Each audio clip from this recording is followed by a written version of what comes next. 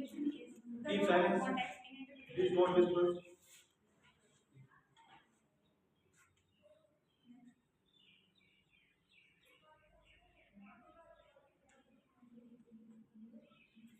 That is the same topic, role of context and interpretation. I think someone has discussed it before. Anyhow, continue.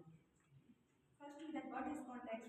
Context refers to the background setting or situation in which something happens, which helps you to understand its meaning or purpose better. It provides the surrounding details that make something clear. For example, if someone says that it's cold in here, the context helps you to understand what they mean. For example, if you are inside a room and then someone says that it's cold in there, then they might be asking to close the window or turn on the heater. And then if someone says that it's cold in here and you are in the conversation about feelings, they might mean the atmosphere feels unfriendly. Without context, it can be hard to know exactly what the person is referring to. Next is pragmatics and discourse context. In discourse analysis, there are different linguistic elements. These elements include reference, presupposition, indicator, and inference. These are concepts are key to understanding how context influences interpretation in communication and language use. And next, reference. Reference is the act of using language to identify or point out to the entity or concept. In this course analysis, reference is treated as an action on the part of the speaker or writer. For example, if someone says that she is late, the pronoun she refers to someone identifying the conversation or situation. And the next is presupposition. Presupposition is like that we presuppose, presupposition is something assumed to be true or taken for granted in a sentence or conversation. If information doesn't need to be directly stated because both the speaker and listener already know or believe it. For example, one person says that John stopped smoking. The presupposition is that John used to smoke. That first he smoked and now he stopped smoking. And the second example is There is one question. Although in syntactic perspective, implicature, presupposition, and inference, they are very clear. But sometimes in the in pragmatic context or semantic context, you also need to figure out these terms like presupposition about the main idea of the discourse. So, do you have any key points in your mind to explain in that context the presupposition?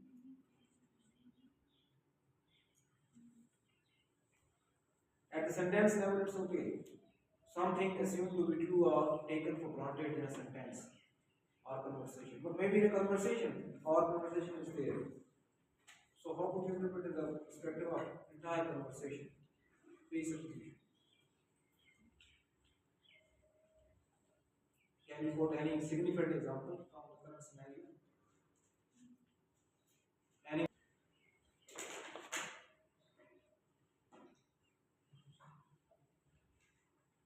taking for granted, explain that concept. There are certain things or concepts or ideas that you are taking for granted. But the situation is upside down. Sometimes whatsoever you are expecting is not come. Most of the time, the expectations are not fulfilled.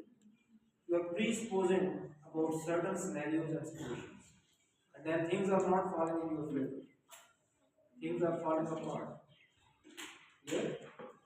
So you may interpret, there are so many instances. For one quote a single example. Because you are teaching it, you may quote from your own teaching experience. On one very particular day you have certain expectations from your class, and then they are not trying to satisfy you as per your expectation of this day. Yes, I was expecting a lot of things from my students, Or at least see a single example. but Third it is not about presupposition because they perform higher than my expectations. there are also presupposition. Like you are supposing something, but the situation is Yes. going high. So it is also in the positive perspective. We are taking things all the time like that. Glass is half empty, take it as half full. Not the- Yes, like there was a student in my class, okay. and when she was enrolled in the school very late, she joined the session late.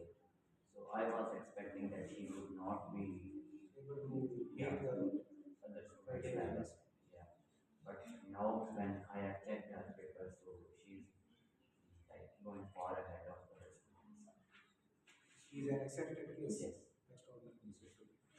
And you should also think in that perspective, not only at the syntactical level. I need to simply say that at the semantic and pragmatic level, you should also consider discourse in that scenario. There are certain situations in which you are taking the situation for granted, but things are not as per your presupposition or your preconceived ideas. Move on. In the second example, my uncle is coming home from Canada. First, the speaker would have is a question that my uncle is coming home from Canada, and then the hearer, I have an uncle. We also presuppose that the hearer, the speaker's uncle is coming home from Canada. And it's also a presupposition that he is already living there. And he has an uncle. Yes. Okay. Move on. Indicators are term that is used to account what the speaker literally says. Indicators rely on the shared cultural, situational, or conversation norms. There are basically two types of indicator: conventional indicator and conversational Conversational. indicator. Next, conventional indicator. Conventional indicators are determined by the conventional meaning of the word used, are type of indicator that arises from the conventional meaning of the word or phrase rather than from the context or inference. For example, he is a Harvard graduate, but he is not very smart. In this sentence, conventional indicator is that being a Harvard graduate implies intelligence. And next, conversation indicator. Conversation indicator an implied meaning that arises from the context of conversation rather than from the literal meaning of the word. Conventional meaning that arises from the literal meaning of the word, but conversation indicator is that it arises from the context of conversation rather than from the literal meaning of the word. For example, person A says that, "Do you have the time?" and person B says that, "I have a watch." In this sentence, indicator is that person B implies that they know the time even though they only mentioned having a watch. Next, cooperative principle. Cooperative principle is a fundamental concept in linguistic and communication theory that is introduced by the philosopher Paul Grimes. In this theory, he says that make your contribution as it is required at the stage at which it reflects by the separate purpose or direction of the talk exchange. This theory basically suggests that whenever we are in a conversation with someone, we should try to be clear, be concise, and be relevant, and be truthful. There are four maxims of the cooperative principle. Firstly, that is maxim of quality. Maxim of quality says that be truthful and provide accurate information. For example, person A says that what time does the store close, and then person B says that I am not sure, I can check for you. In this example, person B is being truthful and transparent about their lack of knowledge. Next, maximum quantity. Provide as much information as it is required for the conversation. For example, person A says that what time is the meeting, and person B says that it's at 2 a.m. In this example, person B provides just the right amount of information to answer person A's question. And then maximum relation. In maximum relation, ensure your contribution is relevant to the conversation. For example, person A says that I am planning a trip to Paris, and then person B says that you should try the Eiffel Tower's restaurant. In this example, person B's response is relevant to the conversation about Paris. Next, maximum manner. Be clear, concise, and avoid ambiguity in your conversation.